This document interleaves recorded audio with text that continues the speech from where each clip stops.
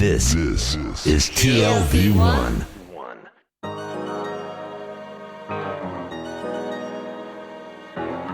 The Tel Aviv Review with Gilad Halpern.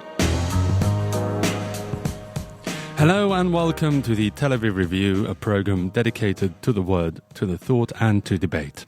I'm your host Gilad Halpern, and every week I'll be engaging in close encounters of the intellectual kind with writers and scholars, or simply people of ideas of all types and vocations who have done something to make our lives a tad more interesting. My guest today is the director of the Center for Jewish-Arab Relations at the Leer Institute in Jerusalem, and also a researcher at the Hebrew University there.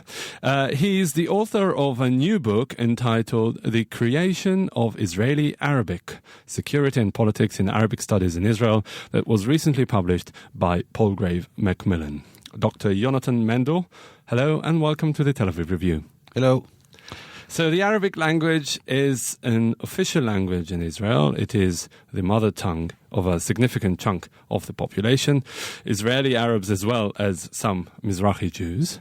And it's also mandatory in most Israeli schools. Yet, if you ask the overwhelming majority of Jewish high school graduates to string even the most basic sentence together in Arabic, they would be unable to do so. Why is that? Well, that's a good question to begin with. I think that first it is important to put it very bluntly, as you did, because there is also something that we can call a circle of silence surrounding Arabic language in Israel. Because if you look at, for example, all kind of reports from the Ministry of Education in the 1950s, 60s, 70s, up until now, there is never like a recognition in the failure of teaching Arabic in Jewish Israeli schools.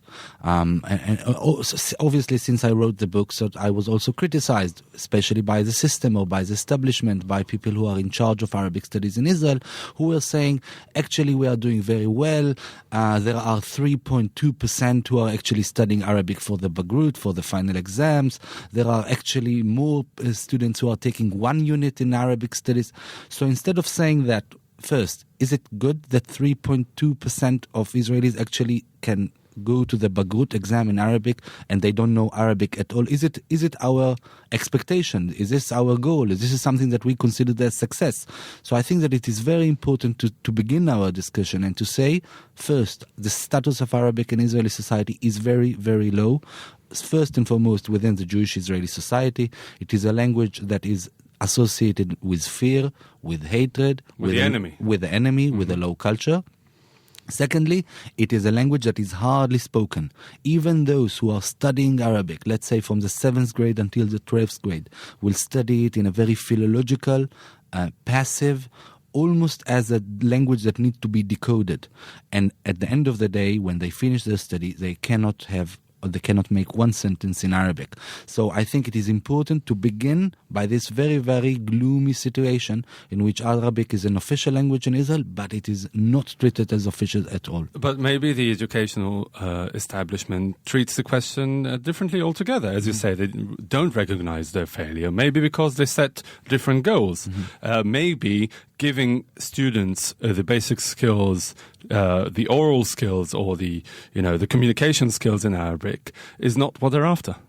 Well, I know that the program today is 20 minutes, but I will be happy if it was 200 minutes, because it is quite an important question, because it is related first to the way that Arabic studies were crystallized in the education system, and then we speak about the process that started in the 1920s, 30s, 40s, and also influences that are coming from Europe, especially German Jewish philologists who are taking part in the creation of Arabic studies in the system at the time. Secondly, it is obviously also associated with the conflict.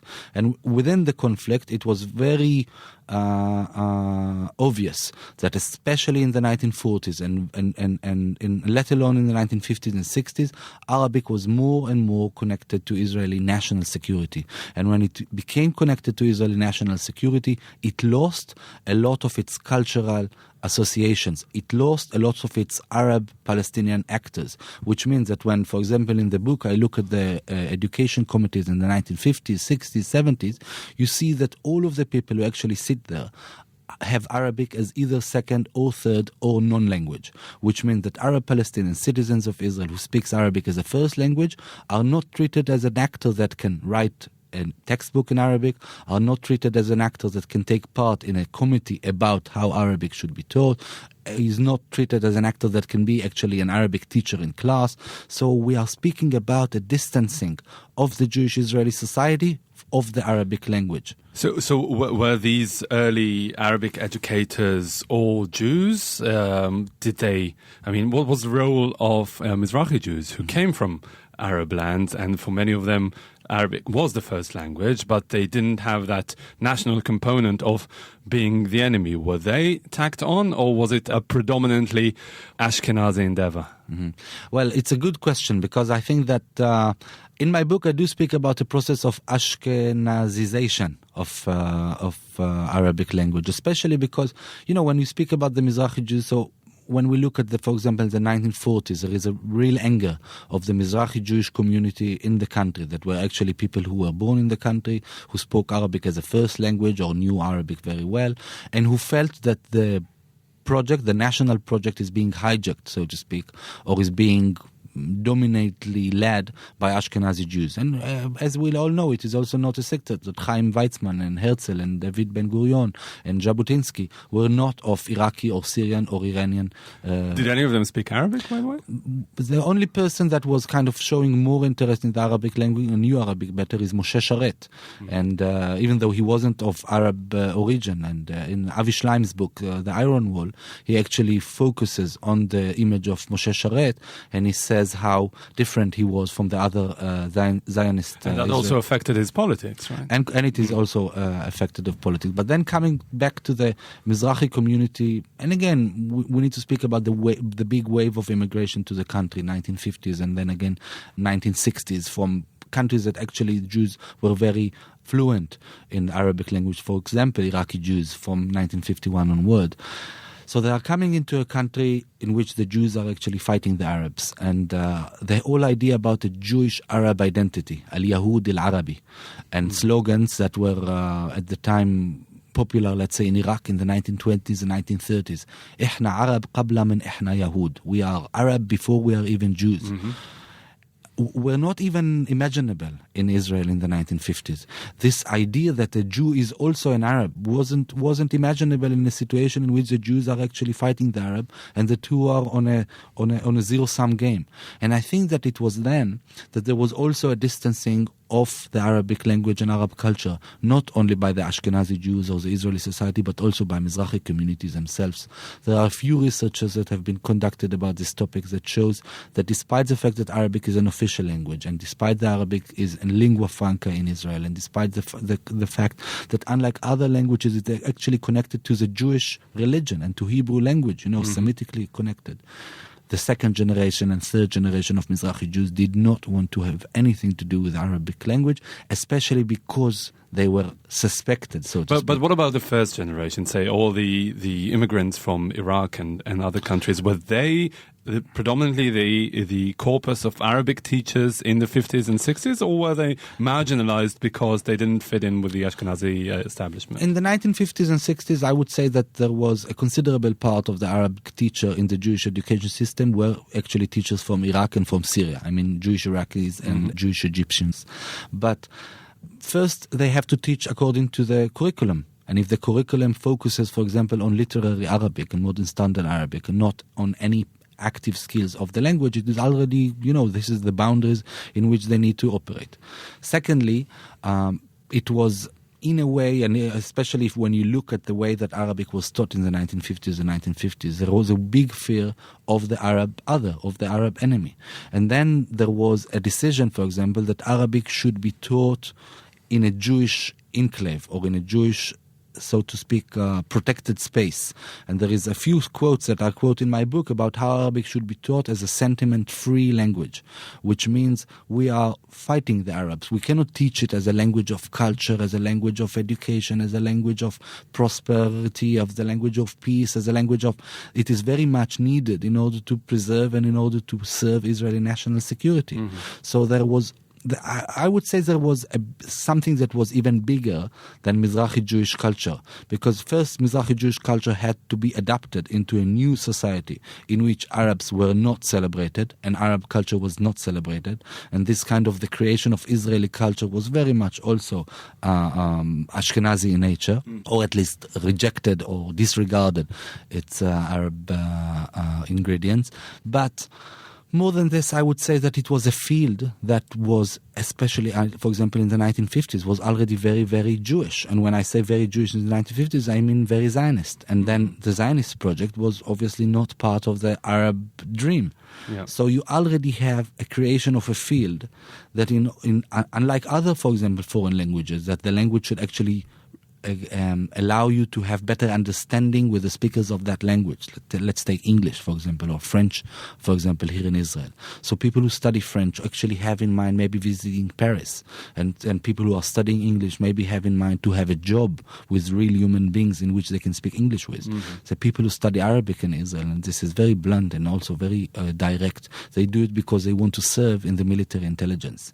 So actually you have a second language or foreign language that is being taught in Israel, not in order to bring the students closer to the speakers of the language, but in order to bring them further away of the speakers. But there's some element of truth in the fact that it is the language of the enemy, and there are some very strict requirements of national security that Arabic speakers can benefit and contribute to.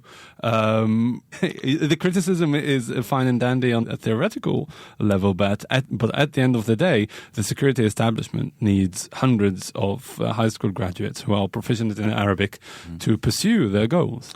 I understand, and I think it's a valid point, and I should elaborate about it. My book and also my research is not against military intelligence as a field, or as later on also, if you want, we can also speak personally about my connection to this topic. I start my book with this also, to be very open and sincere about it. The IDF generally needs all kinds of soldiers. The question is what kind of education system we want to have. Do we want to have an education system that is disconnected from the army, or an education system that is actually there in order to serve the IDF? In the 10th grade, in the 11th grade, in the 12th grade of students who are actually studying Arabic, the connection to the military intelligence is getting closer and closer. It means that in the 10th grade they can get all kinds of activities by Telem, a unit that is acting in the military intelligence. This is obviously not a secret, it is all publicly and but that's not only for Arabic students, is it? I mean, the entire education system has very close ties with the military, and in a way prepares the students to be better soldiers. Well, my argument is that first, obviously, Arabic is the only foreign language that is being taught in Israeli schools that is connected to a specific force, which is the military intelligence. I guess that maybe, I don't know, I didn't do this research about biology or chemistry or Bible or I don't know, of Hebrew. But my argument will be that in the field of Arabic studies in Jewish schools, the connection of the military intelligence is bigger. I don't think that we can find other topics in Israel in which you have 62%, 60-90%, 72% of students who are saying we chose this in 5 units for the Bagrut because we want to serve in a specific unit in the IDF. I don't know a school subject in which you need to study in order to serve in the Air Force. I don't know a specific school subject that you need to study in order to serve in the Navy. You do have one specific school subject that the vast majority of students who choose to study it are doing it in order to serve in the military intelligence. And you have also in my book, you have all of this process that starts actually. It doesn't start, but it gains pace after 1973, after the Yom Kippur War, because there was a failure of the military intelligence at the time, even though it wasn't connected to Arabic studies per se, but there was a decision to reorganize this unit called military intelligence, and one of the ingredients of the reorganization was to change the way that Arabic is being taught, and also to change the relationship between the military intelligence and the school subject. So I'm not being against or critical of military intelligence as a force that's active within the IDF. My question is, how does it affect the way that Arabic is being taught in the school system? Okay, and I will give an example. Imagine that you want to teach Arabic differently. Imagine that you want to teach Arabic as a living language. So first, the current teacher in the Israeli system cannot do it, because the teachers are also product of the military intelligence, and the teachers are teaching students that have in mind that they want to go to the military. They themselves are unable to string the sentence together. And they themselves cannot have this sentence. So all of them can decode Arabic. They can read and understand maybe a headline in the newspaper. They maybe can understand passively something that is being said on the news. But they cannot teach in Arabic, neither in literary Arabic, nor in classical Arabic, nor in colloquial Arabic. It is just not part of their language repertoire. This is to begin with. Secondly, let's say that now you have a teacher who is an Arab citizen of Israel from Al-Fahim or from Taibe. If there is such a huge connection, as I am, and you can say, I support this connection, let's say, Gilad, for the sake of this debate, supports this connection. Then Abdullah or Yusuf or Fatmi from Taibe, will they go with their students in the 11th grade to the military intelligence headquarters in order to study and to understand how Arabic actually can promote their chances to go to military intelligence? Obviously, they won't. So from the very beginning... Because they have no chances. Well, because they will not take their students there because they don't want to encourage this kind of connection. But also for them it serves absolutely no purpose to entertain any kind of relation with the military establishment. So then you actually create a field in which, in the 10th grade, 11th grade and 12th grade, this is what I focus on also, is a field that is almost Arab-free. So from the very beginning you disregard the only population in Israel that know Arabic. Mm-hmm. So you have a field that is being led and directed by people who are less capable and less knowledgeable about Arabic and Arab culture than the obvious 1.5 million people that we have here in the country, that I would argue, and again, maybe we should debate it, I would argue they need to play a much dominant part in the way that Arabic is being taught. What about dissenting voices? Take, for example, the very few bilingual schools that are in the country. And also, if you take a historic perspective, there were some parts of the Zionist establishment, I'm talking mainly about Hashomer HaTzair and other radical left-wing groups that were still within the Zionist consensus that promoted some, or at least paid lip service to some sort of Jewish Arab fraternity. Did they play any role at all in maybe at least trying to undermine the system that you're describing? Well, the bilingual school is a good example, and there are, I think, about 4 or 5 now schools of this kind in the Galilee and in Wadi Ara and in Jerusalem. It's an interesting example that obviously teaches us something about the exception, not about the rule, because the vast majority in schools in Israel are separated.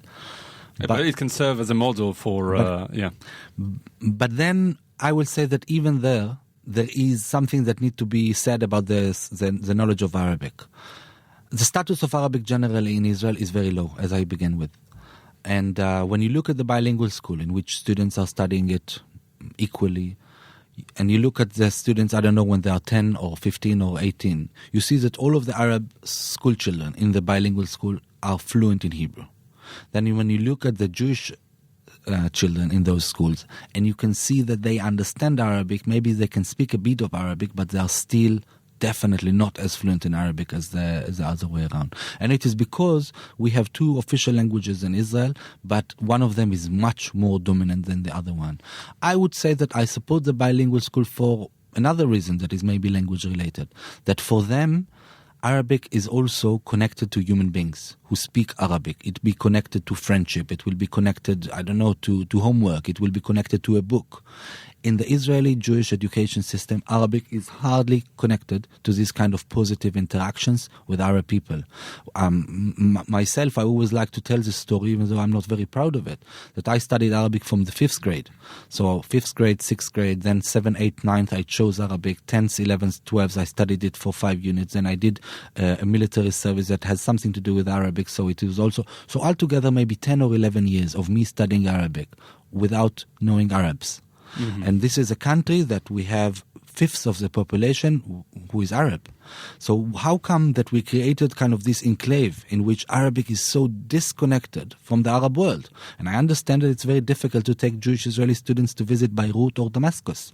But what about Jerusalem? What about Taibe? What about Sakhnin, the Galilee, Haifa, Akka? Like all of these places that are part of Israel, and that the citizens who live there are supposed to be equal citizens to us. How come that they are not being part of the way that Arabic is being taught in the country? This to be said about the bilingual school. About the Shomer what about the 90s? I mean, that was kind of a different era in a way. A time when the conflict, the flames of the conflict were lower, and I remember as a high school student at the time that there was a lot of emphasis put on some sort of reconciliation. I don't know if it's really the right word, but getting to know each other. Uh-huh. I will come back to Hashomer Hatzair later on, but I will now answer your question. When we look at the way that Arabic has been taught in the education system, and we start in 1948, we see two things. One, we see that Arabic was always the first school subject to be influenced by the political system, by the political situation, by the military national security situation, which means that the way that Arabic is being taught is changing dramatically after 1948. Mm-hmm. It is being changed dramatically after 1967, and then again after 1973, and then interestingly also after 1979, the peace treaty with Egypt. When the Intifada starts in 2000, Arabic again suffer a huge blow. So Arabic kind of go up and down if you look at the barometer of Arabic, and it is a school subject that reacts almost directly to the political situation. And again, I'm not saying this as a good thing or as a bad thing, but it's something that we need to take into consideration. Arabic is not just a language. Like, we cannot compare French or English to Arabic. Arabic is, well, as we all know, much loaded than the other languages. The associations are much more loaded, and so on and so forth.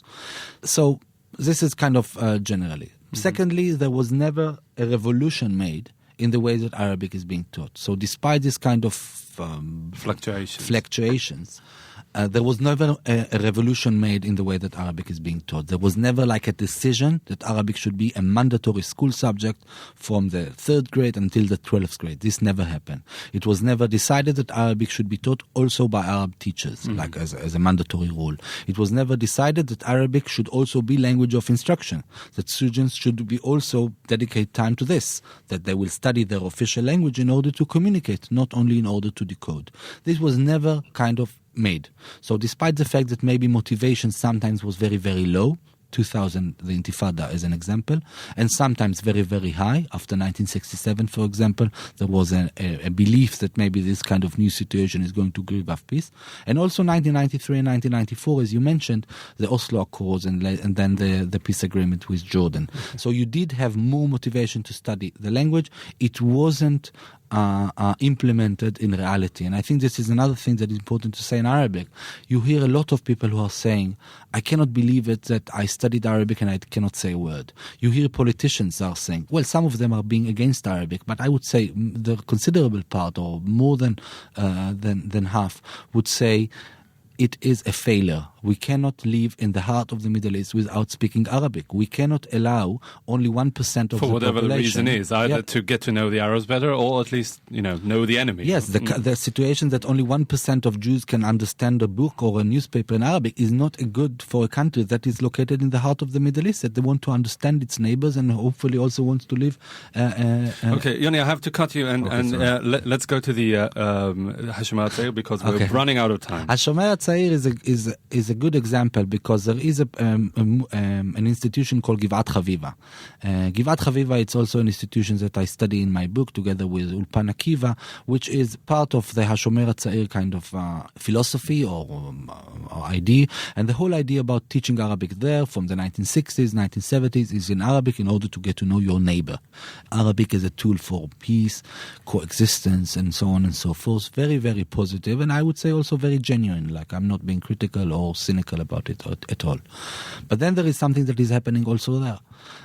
In Abdel Aziz Zu'bi Institute for Arabic Studies, so imagine not the most military intelligent center in the world, they create an Arabic course, and this is a very thorough Arabic course for 6 months, and it is open for all Israeli society, and it also costs money. They don't do it voluntarily. And then the question is, who is willing in Israel to pay a big amount of money in order to study Arabic very seriously for 6 months? And then, how to say it, nicely, the telephone does not ring so much in the offices of Givat Chaviva. So they're struggling for enrollment. Correct. And the military intelligence is saying, actually, what do you say about us sending to you students who didn't study Arabic at all in their life, in the age of 18, they do your course in 6 months, will you be able to bring them to the level of 5 units in Bagrut? Givat Chaviva is saying, okay, how much do we speak about? And they say, we can send, I don't know, hundreds of soldiers every year. And then... They gave them an offer the country shoes. Something like this. So at the end of the day, there is also something there. And again, I'm not being critical of the army. The army needs to do whatever it needs to do in order to fulfill its goals. But the way that the military influence the civil sphere in Israel, in Arabic studies, is very, very direct and is very, very on the table. And this is what my book tells. And my book also, if I can finish with this sentence, it is not also being judgmental, for example, and to say, look at this process, it is a very bad process, or look at this process, it is a very good process. I say, look at this process, and you decide, as citizens of this state, located in the heart of the Middle East, this is the way that we want Arabic to be taught in our school, closely connected to military intelligence, and that ends in students who cannot speak Arabic and who actually do not like Arabic. Is this our chance to live in security in this region and in peace? I'm not sure. I do believe in the power of language, and I do think that Arabic should be taught differently and should be more connected to the way that we are integrating ourselves into this region. Okay, we'll have to leave it at that. Dr. Yonatan Mendel, the director of the Center for Jewish-Arab Relations at the Leer Institute in Jerusalem and researcher at the Hebrew University, and the author of a recently published book, The Creation of Israeli-Arabic Security and Politics in Arabic Studies in Israel. Thank you very much for this interview. Thank you.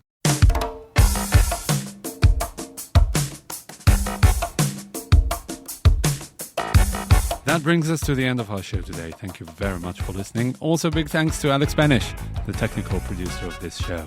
I'm Gilad Halpern, signing off here in Tel Aviv. Do join us again next week for another edition of the Tel Aviv Review. And until then, goodbye. את מה שהם רוצים אולי לא נשיג אף פעם בדרך שבלון ניפגש עם הזעם נשארנו ערומים והרחקנו לכת התחקנו את הסיבה שאנחנו כאן מצאנו הצדקות לכל חד שירינו בלי לעשות חשבון אם צדקנו או טעינו מבעד לחומות כבר איננו הגשר בינינו למה בכלל אנחנו כאן לא התעוררנו בזמן ונשארנו לבד במדבר והעולם הוא גשר צר עוד רגע אנחנו מתפרקים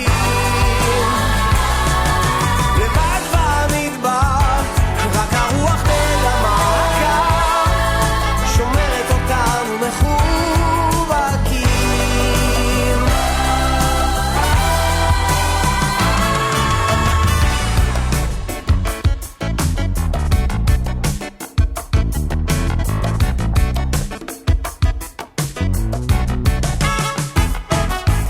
בכל העיוותים מנסים להיות בסדר אחרי כל השנים לא הבנו את המסר נצמדנו